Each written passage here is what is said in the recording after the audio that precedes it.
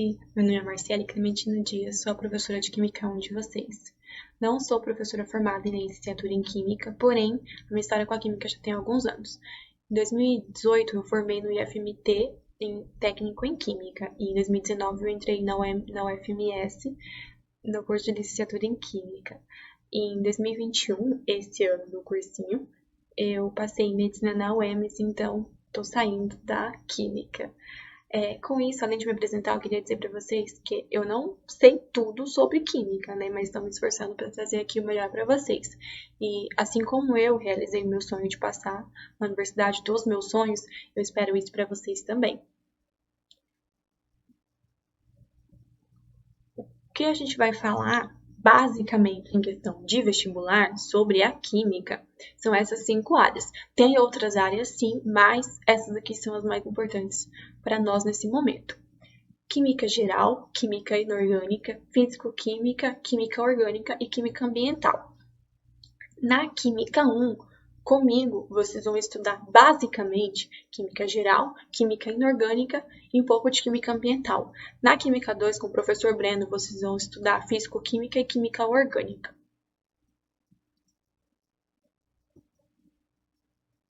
Antes de falar sobre começar realmente a aula sobre modelos atômicos, eu queria mostrar para vocês o livro que nós vamos usar. Não em todo o curso, vai ter algumas coisas diferentes, né, de outras fontes, mas eu queria que vocês focassem nesse material aqui.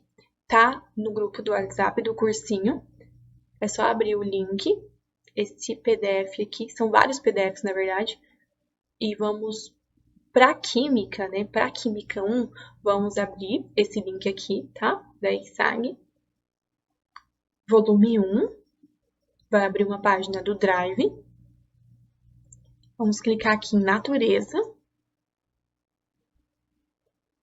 livro Ciência da Natureza, Química, PDF, e é esse livro aqui que vamos ver, tá? Vou dar uma passadinha aqui, rapidinho. Tem algumas informações, tem o sumário.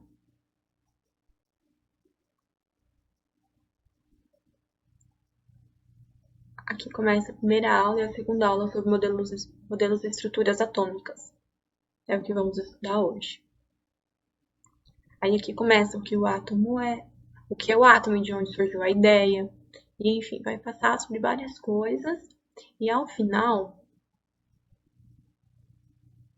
temos aqui algumas, teoria na prática, alguns exercícios com resolução.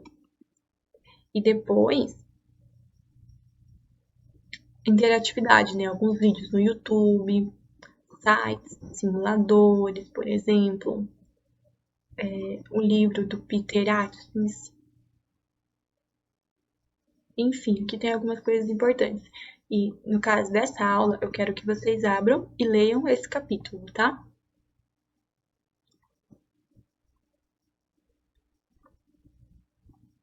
Esse aqui vai ser basicamente o nosso norte para a Química 1, ok?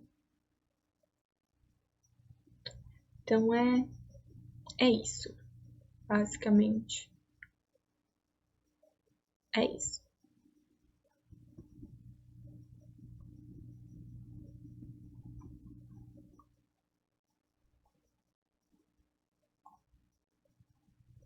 Então vamos lá. Começando agora realmente a nossa primeira aula sobre modelos atômicos, eu quero começar um pouquinho do começo, né? Vamos começar a química do começo. Então, o que é química? E aí eu diferenciei química com Q maiúsculo e química com Q minúsculo. Tem diferença? Tem diferença sim. Quando a gente fala sobre química com Q maiúsculo, a gente se refere à ciência química, o estudo da química. Então, química estuda a química. O que seria, no caso, então, a química com Q minúsculo? Ela vai se referir à matéria. Então, a gente vai falar que a química estuda a matéria. Vamos ver, por exemplo, quando tiver transformações químicas em alguma frase com química com Q minúsculo, se refere à transformação da matéria. E agora, o que é matéria? Todo sistema que ocupa que existe e ocupa um lugar no espaço.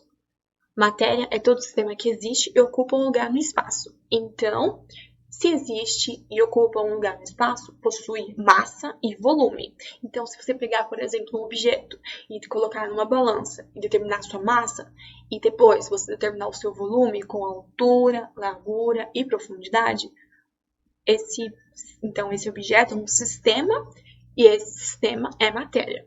Mas o que é um sistema? É uma parte do universo considerada como um todo para efeito de estudo. Então, temos a imensidão do universo e vamos separar uma parte para efeito de estudo. Essa parte é um sistema. E se esse sistema ele possui massa, possui volume, então esse sistema é matéria. Porém, do que a matéria é formada? Qual a composição da matéria? Então, é sobre isso que a gente vai estudar na aula de hoje, sobre os modelos atômicos, qual é a composição da matéria. Aqui temos os modelos atômicos. Tá? É uma linha do tempo. Tem algumas coisas que não aparecem aqui. Por exemplo, aqui antes de Dalton, temos filósofos gregos como Leucipo e Demócrito. E aí aqui depois de Dalton vem o Thomson, Rutherford, Bohr. Tem alguns cientistas aqui entre Bohr e Chadwick. Depois temos o modelo atômico moderno. Então, basicamente, na aula de hoje é sobre isso que vamos falar. Começando então com Leucipo de Mileto e Demócrito de Abdera. Eles eram filósofos gregos pré-socráticos, então eles eram filósofos da natureza. Demócrito ele foi discípulo de Leucipo, isso no século V a.C. E como que eles pensavam, né? Apesar de ser uma coisa abstrata, mas ainda assim, eles queriam propor do que a matéria é formada, do que todas as coisas que existem são formadas. Então, eles pensaram que se você pegar a matéria, se você pegar qualquer coisa, né? Um objeto, por exemplo, né? Que você vai partir ele. Vai partir em inúmeras partes até chegar num ponto que você não consegue mais partir. Aquela parte ali, ela é indivisível. Então, eles vão dizer que esse ponto, né, essa parte indivisível, vai ser o átomo, que significa do grego antigo, né? O A é não, tomo, divisível, então não divisível, não cortado, não partido. Então, eles acreditaram, eles proporam que o átomo era o princípio de todas as coisas. Porém, Aristóteles, um filósofo grego clássico e influente, ele rejeita a ideia de Leucipo e Demócrito quanto à composição da matéria, né? Quanto ao átomo. Ele acreditava que a matéria não era composta por átomos, mas sim pelos 4 elementos. A combinação desses 4 elementos, sendo eles ar, terra, fogo e água, em várias proporções, formariam a matéria, nas suas relações de frio, úmido, quente e seco. Acreditou-se nisso por muito tempo. Vou colocar aqui. 2000 anos depois. Literalmente 2000 anos depois, muito tempo se passou. E Antoine Laurent Lavoisier, estudando sistemas fechados, ele traz a lei da conservação da massa, que diz que, poeticamente, na natureza nada se perde, nada se cria, tudo se transforma. Então, ele vai estudar esses sistemas fechados e vai perceber que, ao acontecer, né, a reação química entre a transformação de reagentes e produtos, a massa não se altera. Então, como a massa não se altera, então essa matéria ela não vai ser perdida, não vai ser criada, ela vai ser apenas transformada. Por isso que a reação química é uma transformação dos reagentes para os produtos, né? Então, por exemplo, vamos pensar em algo do nosso cotidiano, como o aquecimento da água, a transformação da água no estado líquido para o estado gasoso. Vamos estudar isso mais para frente, mas vamos pensar que esse volume de água que você tem, ele vai diminuir com o passar do tempo, né? Isso é normal porque você está aquecendo, mas você sabe que essa água ela não está sumindo, ela não vai desaparecer, ela não vai se perder, ela vai apenas se transformar em água em estado gasoso que vai se dissipar na atmosfera. Então, ali, nada se perdeu, apenas se transformou. E Lavoisier, ele explica isso através de sistemas fechados. E também, Joseph Louis Proust, em 1797, ele traz a lei de Proust, onde os átomos apenas se recombinam. A proporção em massa de reagentes e produtos numa reação é constante, e a decomposição de diferentes amostras de água pura evidenciam isso. Então, como que funcionou? Como que essas duas leis, né, traziam algo importante? Por exemplo, aqui, hidrogênio reagindo com oxigênio, produzindo água. 2 gramas de hidrogênio reagindo com 16 gramas de oxigênio, produz 18 gramas de água. Então, 2 gramas mais 16 gramas, 18 gramas. Então, essa massa dos reagentes ela é igual à massa do produto. E, dobrando a proporção, dobrando a massa de hidrogênio e do oxigênio, eles vão reagir e vão produzir o dobro de massa de água que a gente obteve, no caso, antes, né? Em primeiro momento. Por quê? São proporções definidas. E temos aqui também a conservação da massa. Por exemplo, aqui nessa representação com bolinhas. Essas bolinhas laranjas representam o oxigênio e nessas bolinhas cinzas menores o hidrogênio. Então aqui temos a molécula de água, vamos estudar isso aqui futuramente, calma. Não vamos apavorar com isso. Mas nessa representação temos 2 moléculas de água reagindo. Então vai acontecer a decomposição da água. Então, temos aqui 2 oxigênios nos reagentes, 2 oxigênios nos produtos, 4 hidrogênios nos reagentes, então 4 hidrogênios nos produtos. Vão apenas se recombinar e formar agora 2 moléculas de gás hidrogênio e uma molécula de gás oxigênio. Dobrando a proporção, antes 2 moléculas de água, agora 4 moléculas de água, vamos obter não 2 moléculas de gás hidrogênio, mas 4, dobrando também a quantidade de gás hidrogênio dos produtos e 2 moléculas de oxigênio. Então, aqui, 4 átomos de oxigênio nos produtos também. 4 átomos de oxigênio e 8 átomos de hidrogênio aqui nos produtos também. 8 átomos de hidrogênio. Então, essa proporção ela vai permanecer. Isso, a lei de Proust e a lei de Lavoisier, elas são reais. E com isso, com esses trabalhos de Lavoisier e de Proust, em 1808, John Dalton ele marca o início da era moderna da química, formulando um conceito de átomo. Apesar da teoria atômica de Dalton ser baseada em experimentos, nenhum deles comprovaram a existência dos átomos. Assim, ele assumiu que o átomo é a menor parte da molécula. Suas hipóteses podem ser resumidas. Então, apesar de vários experimentos que ele fez, nenhum deles realmente comprovou o átomo, mas ele assumiu que isso é verdade, que a matéria ela é sim composta por átomos. E quais são as hipóteses de Dalton? Primeiro, elas são várias hipóteses, porém eu resumi ela aqui em 4 para vocês. Primeiro, os elementos são constituídos por partículas extremamente pequenas, denominadas átomos. Então, os átomos para Dalton elas são partículas extremamente pequenas. 2, todos os átomos de determinado elemento químico de determinado elemento são idênticos, sendo diferentes de átomos de outros elementos. Por exemplo, aqui, o átomo, por exemplo, de oxigênio é diferente do átomo de hidrogênio. Porém, átomo de oxigênio é igual a outro átomo de oxigênio e átomo de hidrogênio é igual ao átomo de outro hidrogênio. 3. Os compostos são constituídos por átomos de mais de um elemento. Por exemplo, de novo, a água. A água é um composto, porque é constituído por um átomo de oxigênio mais 2 átomos de hidrogênio. Então, a água é um composto. E 4. Na reação química, ocorre a separação, combinação ou rearranjo de átomos. Como, por exemplo, a gente viu na decomposição da água, onde temos uma combinação, né, um arranjo, e na transformação química, na reação, quando transforma de reagente para produto, os produtos sofrem um rearranjo. Então, agora não temos mais a molécula de água, mas se combinou de uma forma que formasse as moléculas de gás hidrogênio e de gás oxigênio. Então, a reação química consiste numa combinação, num rearranjo, numa separação, numa formação química. E o modelo de Dalton é conhecido como modelo bola de bilhar, porque ele imaginava o átomo como uma bola de bilhar, sendo uma partícula esfera, maciça, indivisível e indestrutível, como realmente uma bola de bilhar. E aqui tem um símbolo de representação dos elementos químicos segundo Dalton. Por exemplo, aqui o oxigênio é uma bola branca, vazia.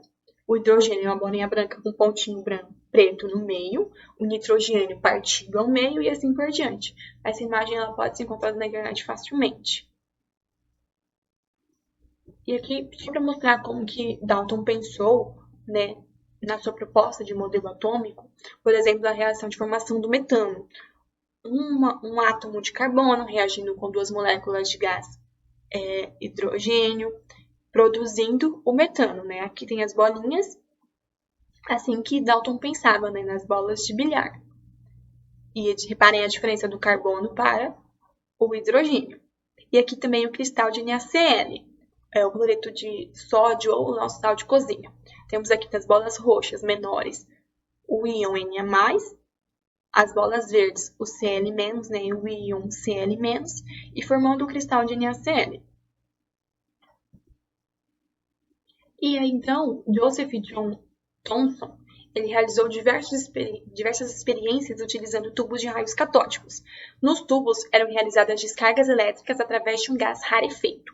Thomson provou a existência dos elétrons e que ele era corpúsculo, carregados negativamente e de massa que compunha a matéria. Então, como que funcionou o experimento de Thomson? Ele usou ampola de Crookes, que são cápsulas de vidros, e aqui ele colocou o ânodo e aqui o cátodo. Vamos estudar isso mais para frente, né? O ânodo e o cátodo, mas são aqui onde sai o nosso tubo de raios catódicos, da onde são emitidos os raios catódicos. E aí, aqui nessa ampola de Crookes, ela é como se fosse um gás menos denso, então ali é mais vazio, vamos dizer assim, e aqui ele vai emitir os raios catódicos porque eles partem do cátodo. Então, esses raios catódicos ele vai emitir e ele vai perceber essa emissão aqui, né, linear, refletindo nessa parede aqui da ampola.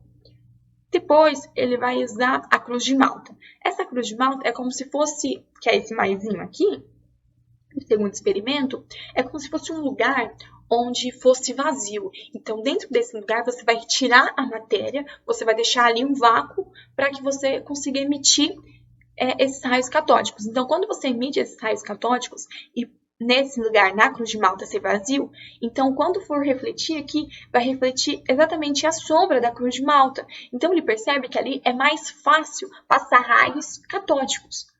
Então, depois, ele vai fazer, no terceiro experimento, utilizando esse catavento eletrônico. Então, quando esses raios catódicos eles são emitidos no catavento, eles vão ser dispersos. Então, ali, alguma coisa tem nesses raios catódicos para eles se dispersarem e refletirem não só aqui, por exemplo, mas serem realmente espalhados, né, vamos dizer assim.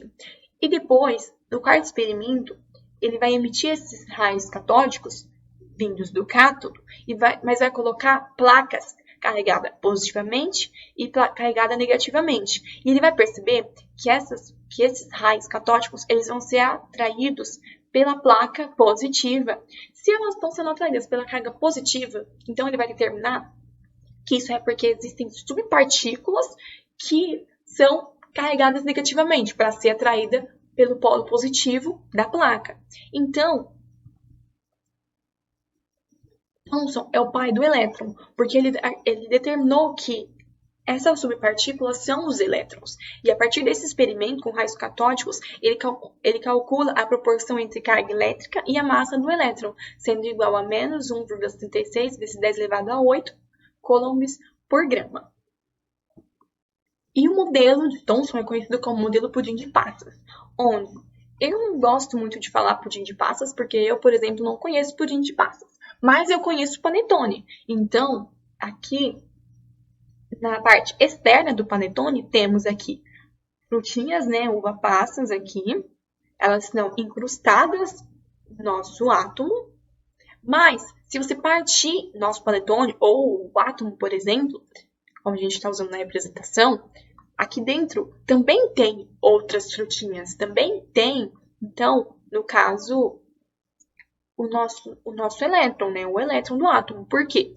Thomson determinou que no modelo dele, que o átomo é uma esfera maciça, com carga positiva. E essa esfera maciça, ela é fluida, porque os elétrons estão dispersos nessa esfera. Então, eles estão incrustados ali e eles estão dispersos. Então, eles podem se movimentar. o número de elétrons presente num átomo seria tal que a carga total do átomo seria 0. Então, a nossa esfera ou o nosso panetone, ele tem uma determinada carga positiva e essa carga ela tem que ser igual ao número de elétrons, porque esses elétrons eles vão ter carga negativa e eles têm que ser igual à carga presente positiva no nosso átomo para que ele seja um átomo neutro, que a carga total do átomo seja 0. Então, é assim que Thomson pensava no seu modelo atômico. Ernest Rutherford, ele estudou junto com Thomson e em 1908 realizou experimentos com partículas alfa e folha de ouro. Apesar da maior parte das partículas ter comportamento esperado, algumas sofreram desvios ou voltaram para trás.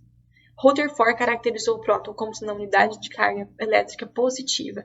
Antes dele, um outro cientista já tinha determinado que tinha uma carga positiva, que era uma subpartícula do átomo, mas ele não tinha sabido explicar exatamente o que tinha acontecido, né? o que era isso. Mas Rutherford, com seus experimentos, ele caracteriza essa carga positiva como uma subpartícula do átomo, que é o próton. E seu experimento consistia em uma fonte de partículas alfa, que aqui, blindado ao chumbo, é como se fosse uma caixinha, né, de blindagem de chumbo, tem dentro dela um elemento radioativo que vai emitir partículas alfa numa placa, né, numa folha de ouro, numa lâmina de ouro, e vai ser refletido nessa tela fluorescente. Essas partículas alfa, elas são carregadas positivamente, e quando ela é emitida nessa folha de ouro, algumas partículas elas atravessam, outras sofrem alguns leves desvios, ou algumas sofrem um desvio tal que elas retornam para trás, ou pode também até mesmo retornar à própria origem, né, da fonte de partículas alfa. Então, ele percebe que tem alguma coisa que está repelindo essas partículas para elas, algumas atravessar, as outras ou apenas trompar, né, bater e ser desviadas, ou elas realmente retornar. Então, Rutherford ele vai propor um modelo planetário, onde no interior do átomo existe uma região central positiva, que é o núcleo, que exerce força repulsiva sobre as partículas alfas, porque já se sabe que a partícula alfa ela tem carga positiva. Então, ela vai repelir, né, vai sentir essa força de repulsão com o núcleo do átomo. O átomo proposto por Rutherford é uma estrutura praticamente vazia, que é constituída por um núcleo muito pequeno de carga positiva e concentra quase toda a massa do átomo e elétrons que se movem ao redor do núcleo. Além disso, átomos do mesmo elemento químico apresentam massas diferentes e devem existir outra partícula no núcleo atômico. Então, o modelo planetário de Rutherford, ele é como se fosse um sistema solar, onde aqui temos o Sol, que ele vai ser, que ao redor dele vão estar se movimentando os elétrons, né, que são, por exemplo, os planetas. E por isso que é modelo planetário. E nesse núcleo é onde está a carga positiva, e na eletrosfera, que é vazio, está os elétrons com a sua carga negativa. E aí ele vai dizer que tem alguma coisa ali além, né, do próton no núcleo, mas ele não sabe exatamente o que é. Entretanto, né, esse modelo era incompatível com algumas teorias da física. Já se sabia que o elétron perderia energia em forma de radiação ao realizar sua órbita, com isso se aproximando do núcleo e destruindo o átomo. Porém, isso não ocorre na prática. Como que seria, então? Temos ali o núcleo do átomo com a sua carga positiva e temos o elétron que está girando ao redor do núcleo com carga negativa. Esse elétron ele vai girar ao redor do núcleo. Porém, quando ele sofre alguma mudança de trajetória, de direção, esse elétron ele vai emitir energia. Então, se ele está emitindo energia, ele vai estar perdendo energia. Então, como ele está perdendo energia, ele vai diminuir essa energia que ele consegue se manter afastado do próton, né? Porque como eles são de cargas diferentes, eles se atraem, então essa energia mantém eles distantes, né, com uma distância entre eles. Então, como ele está perdendo energia, ele vai cada vez mais se aproximar. Como ele está girando, isso vai ter um formato de espiral, né? Então, ele vai girar e vai aproximar, aí depois que está girando, ele vai se aproximar mais, até que ele chega próximo do próton, né, do núcleo positivo. Então, quando ele se aproximar, quando ele chegar realmente próximo do núcleo, esse átomo ele ia se destruir. Só que isso diz, então, que o nosso átomo ele é instável. Mas, na prática, o nosso átomo ele é estável. Porque se fosse assim, por exemplo, o átomo duraria em questão assim, nem de segundo, sabe? O átomo se destruiria em menos de segundo.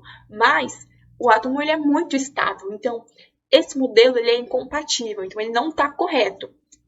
Com isso, Bohr, que trabalhou com construir com Rutherford em 1913, ele aperfeiçoou o modelo atômico de Rutherford, se baseando na teoria quântica de energia de Max Planck e nos espectros de linhas dos elementos. Bohr propôs alguns postulados. Esses postulados foi, por exemplo, baseado na teoria de energia quântica de Max Planck, quando a gente já falou, onde basicamente a radiação ela é absorvida ou emitida por um corpo aquecido, não sob a forma de ondas, mas por meio de pequenos pacotes de energia. Então essa radiação ela vai ser ou absorvida ou emitida em forma de pacotes de energia. E o espectro de linhas dos elementos químicos, onde cada elemento químico possui um espectro de linha diferente. Então, como que seria então? Aqui temos o espectro de linha, por exemplo, do hidrogênio, onde tem esses espaços aqui, pretos, onde são o que a gente chama de a descontinuidade, né, do espectro de linha, onde os espectros de linha de cada elemento eles são diferentes e eles são descontínuos. E aqui estão os postulados de Bohr. Primeiro, o elétron se move em órbitas circulares em torno do núcleo atômico central. Para cada elétron de um átomo existe uma órbita específica em que ele apresenta uma energia específica ou um nível de energia que não varia enquanto o elétron estiver nessa órbita. Então, o elétron ele vai estar ali no seu nível de energia, né, uma energia específica, e ali depois dele tem um outro nível de energia, e antes dele pode ter também um outro nível de energia. Então, esses níveis eles estão determinados, eles são específicos, né? Por exemplo, 1, 2, 3. Não tem como o elétron estar entre esses níveis, ou ele está naquele nível, ou ele está no próximo, tá? Não tem como ele estar entre, porque essas órbitas elas são específicas e definidas. E essa energia não vai variar enquanto ele estiver nessa órbita. Os espectros dos elementos são descontínuos porque os níveis de energia são quantizados, ou seja, são permitidas apenas certas quantidades de energia para o elétron. Então, temos espectros de contínuo, sim, que é o espectro do Sol, onde, por exemplo, se fosse o espectro do Sol, toda esse espectro de linha seria colorido. Não teria lacunas, por exemplo, escuras assim, onde há a descontinuidade do espectro de linhas. Mas, como ele tem esses pequenos, vou dizer, de feixes, né, essas colorações, então representa essas quantidades de energia, esses pacotinhos de energia. Como que funciona? Baseando nesses postulados, Bohr determinou possíveis níveis de energia para o hidrogênio. Assim, com o raio das órbitas circulares associadas a cada uma dessas energias. Como assim? O modelo atômico de Bohr. O átomo está no seu estado fundamental, que é o estado de menor energia, quando todos os seus elétrons estiverem se movimentando em seus respectivos níveis de menor energia. Então, cada elétron dentro daquele átomo ele tem um nível de menor energia, onde ele vai se encontrar quando ele estiver no seu estado de menor energia, o estado fundamental, mas estado estável. Se um elétron, no seu estado fundamental, absorve um fóton ou um quanto de energia, que ele é um pacotinho de energia, ele salta para um nível de energia imediatamente superior e entra num estado ativado, que é uma situação de instabilidade. Ele vai ter mais energia do que ele realmente necessita. Então, quando um elétron passa de um estado de energia elevada, que é o estado de instabilidade, para um estado de energia menor, o elétron emite certa quantidade de energia radiante em forma de luz, sob a forma de um fóton de comprimento específico relacionado com as linhas do espectro desse elemento. Então, cada vez que a gente tem nesse espectro aqui, por exemplo, essas linhazinhas do espectro de linhas com coloração, representa essa energia luminosa que está sendo radiada, que está sendo emitida em forma dessa luz, nessa coloração que está aqui definida. Então, por exemplo, no hidrogênio tem menos essas linhas, né, coloridas, então ele tem menos possibilidade de emitir essa coloração, diferente, por exemplo, do hélio, do neônio, do mercúrio. Então,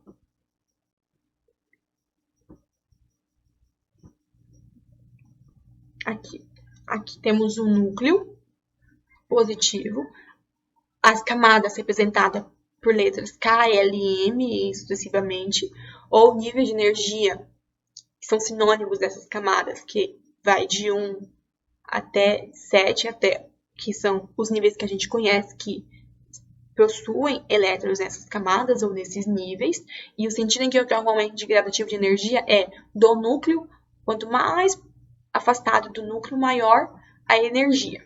É assim que é a representação do modelo atômico de Bohr, onde, por exemplo, temos aqui os níveis, ou as camadas do átomo, temos aqui um elétron no seu estado fundamental, quando ele absorve energia, ele salta para um nível de energia superior, então ele se torna um elétron excitado, e quando ele vai retornar para o seu estado fundamental de menor energia, ele vai emitir radiação em forma de energia luminosa, em forma de luz, então ele vai voltar à estabilidade, né, ao seu estado fundamental, e esse retorno ao seu estado fundamental pode, por exemplo, emitir coloração azul escura, azul clara ou vermelho, depende do seu espectro de linha, que aquelas linhazinhas de acordo com o seu pacotinho de energia, né?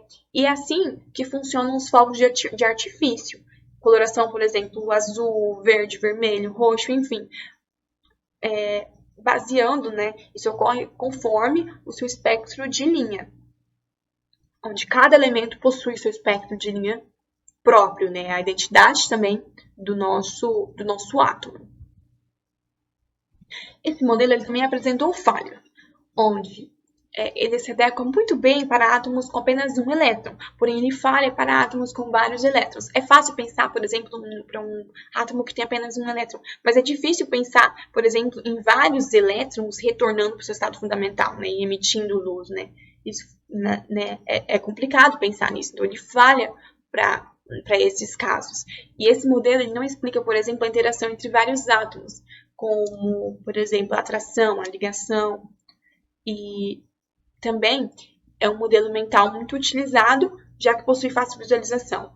Por exemplo, é fácil você perceber aqui, por exemplo, que o elétron ele vai receber um pacotinho de energia, ele vai saltar, mas aí depois ele vai perder essa energia, ele vai retornar e vai emitir luz, né? Isso é fácil visualizar, apesar de ser difícil pensar nisso para vários elétrons dentro desse átomo. Porém, ainda assim é muito utilizado. E com isso, depois do modelo de Rutherford-Bohr, em 1925, Louis de Broglie propõe que o elétron, além de apresentar natureza de partícula, também se comporta como onda, ou seja, um comportamento duplo ou natureza dualística.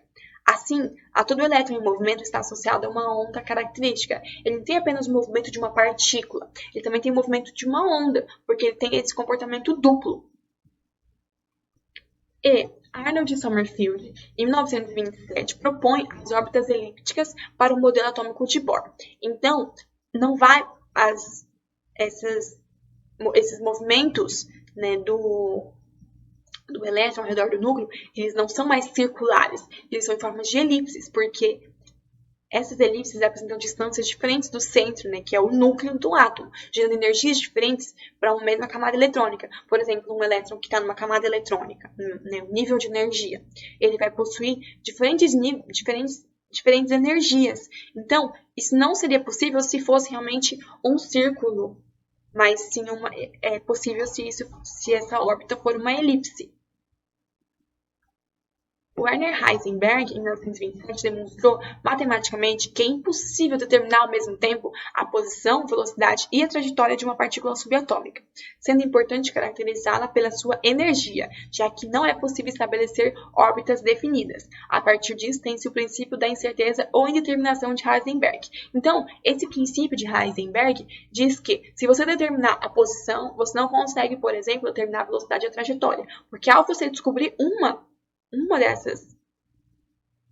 dessas coisas, né, da partícula subatômica, por exemplo, do elétron, você vai alterar as outras.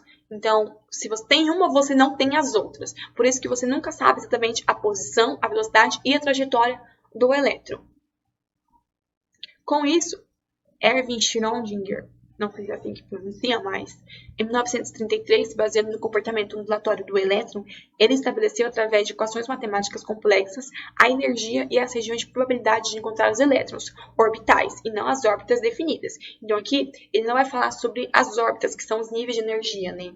Bonitinho ali, como a gente falou, não é mais círculo, agora é uma elipse. Agora ele vai falar de orbitais. A gente vai estudar isso na próxima aula, vamos aprofundar mais sobre isso. Mas, temos aqui, por exemplo, um modelo da nuvem eletrônica, onde os elétrons se movem de forma desconhecida com velocidade elevadíssima. Então, os movimentos do elétron é uma velocidade gigante. O movimento do elétron passou a ser descrito por uma nuvem eletrônica. Quanto mais densa é a nuvem, maior é a probabilidade de encontrar ali o elétron. A nuvem mais densa próxima do núcleo e menor densa longe. Então, por exemplo, aqui temos aqui no centro o núcleo, e ao redor dele temos aqui esses pontinhos azuis escuro, mais denso. Então, aqui, a probabilidade de encontrar o elétron é maior. Diferente, por exemplo, daqui, mais afastado do núcleo, temos menos pontinhos azuis. Então, aqui é menos denso e a probabilidade de encontrar elétron nessa região aqui é menor. Aqui temos um modelo mais recente, né, usando tecnologia, uma representação computadorizada, onde temos aqui a representação de uma molécula. E aqui, por exemplo, nessa parte azul, temos uma menor probabilidade de encontrar elétrons do que essa parte vermelha, onde temos uma maior probabilidade de encontrar elétrons. E aqui, a gente está falando sobre moléculas, mas dá para pensar também sobre o átomo, né, que também fala sobre probabilidade de encontrar elétrons, como a gente viu aqui, por exemplo, né? Só para exemplificar mesmo. E James Chadwick, em 1932, ele observou, ao bombardear o berílio com partículas d'alfa, que havia a emissão de partículas não carregadas eletricamente e que apresentavam massa ligeiramente maior que a dos prótons. Ele chamou essas partículas nêutrons de nêutrons. Então, só agora, Chadwick ele determina o que é aquelas partículas que estavam presentes no núcleo. Porque, por exemplo, você tem dentro do núcleo partículas positivas, né, as subpartículas positivas, né, que são os prótons, mas se cada próton ele tem partícula positiva, eles não vão se repelir. Então, é por isso que os nêutrons eles estão ali, porque tem um próton, um nêutron. Então, tem um próton, um nêutron, para que eles não consigam se repelir e destruir o átomo. Então, o nêutron ele está ali também presente, né, no núcleo, com uma massa ligeiramente maior que a dos prótons. Com isso, abandonou-se o modelo planetário de Rutherford-Bohr e surgiu um novo modelo atômico, que é o modelo mecânico quântico do átomo, que é o nosso modelo moderno. Pontos importantes. O átomo pode ser dividido e é composto por partículas menores. As partículas básicas que compõem o átomo são os prótons, os nêutrons e os elétrons, que são chamados de partículas fundamentais. A maior parte da massa do átomo está no núcleo, porque a massa do elétron, comparado à massa do próton e do nêutron, é praticamente desprezível, quase não se leva em consideração. Os elétrons estão posicionados em regiões bem determinadas, chamadas orbitais.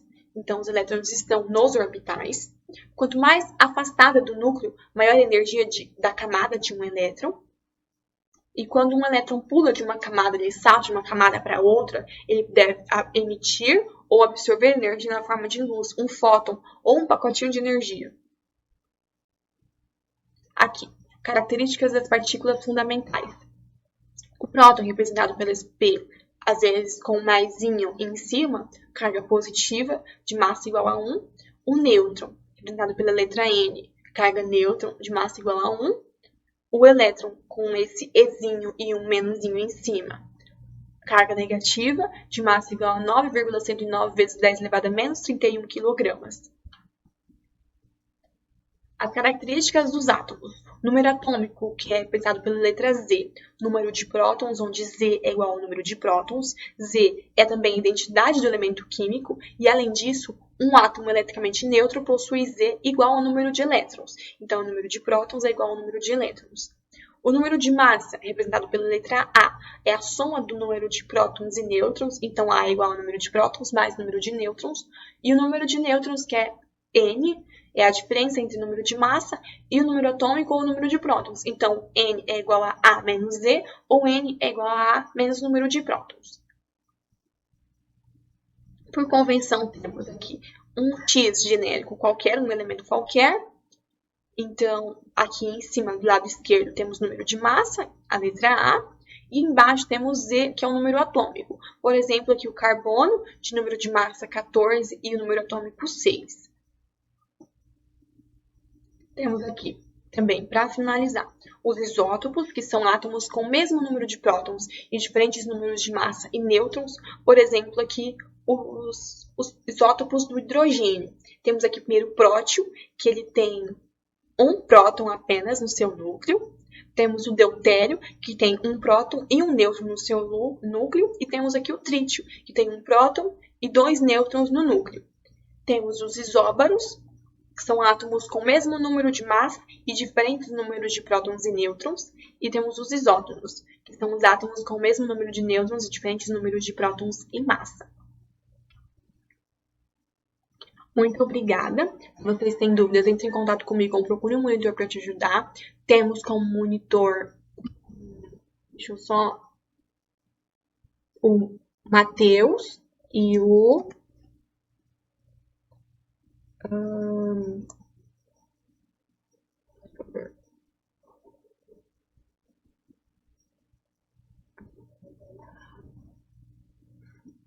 Se você tem dúvidas, entre em contato comigo, procure o monitor para te ajudar. Como monitor de biológicas, né, temos o Matheus e o Mário para te ajudar. Se vocês não quiserem conversar comigo, pode procurar tanto o Mário quanto o Matheus, eles estão aí para isso. Vou deixar uma lista de exercício para vocês, quero que vocês façam essa lista. E também esses exercícios aqui do livro que estão aqui, desse PDF aqui. Cadê?